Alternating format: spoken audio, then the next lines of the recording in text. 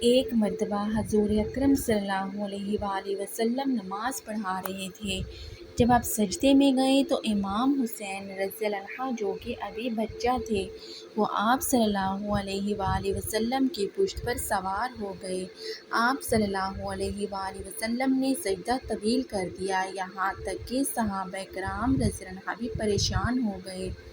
جب حضرت امام حسین رضی اللہ عنہ پشت پر سے اترے تو آپ صلی اللہ علیہ وآلہ وسلم نے سجدے سے سر اٹھایا۔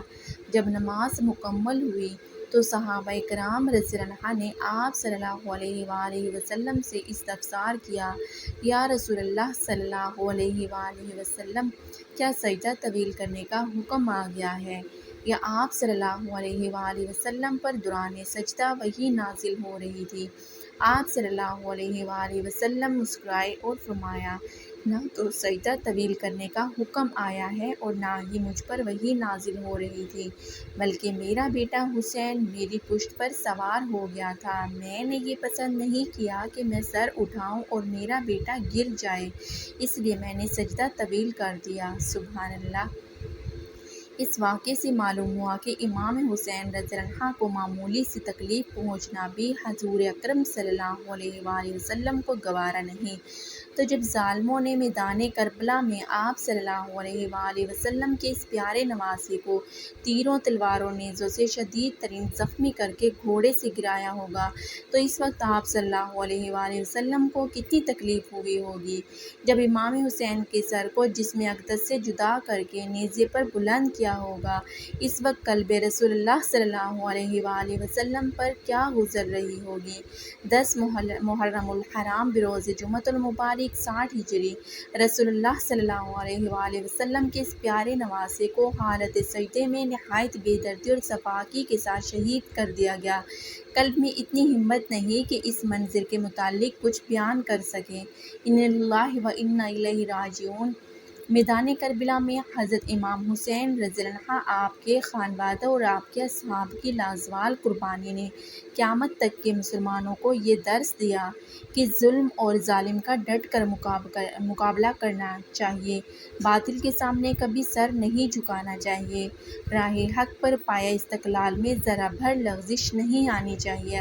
اے کاش ہم بھی امام حسین کی طرح دین اسلام کی سربلندی، بقا اور تحفظ کے لیے ایسے عظیم الشان قربانی پیش کر سکیں۔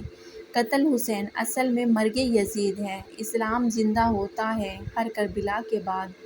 کربلا کی سرزمین پر حضرت امام حسین علیہ السلام نے ہزاروں کے لشکر میں تیروں کی بارشوں میں جو نماز پڑھی، رہتی دنیا تک یاد رہے گی۔ اس حالت میں حضرت امام حسین علیہ السلام چاہتے تو نماز نہ پڑھتے۔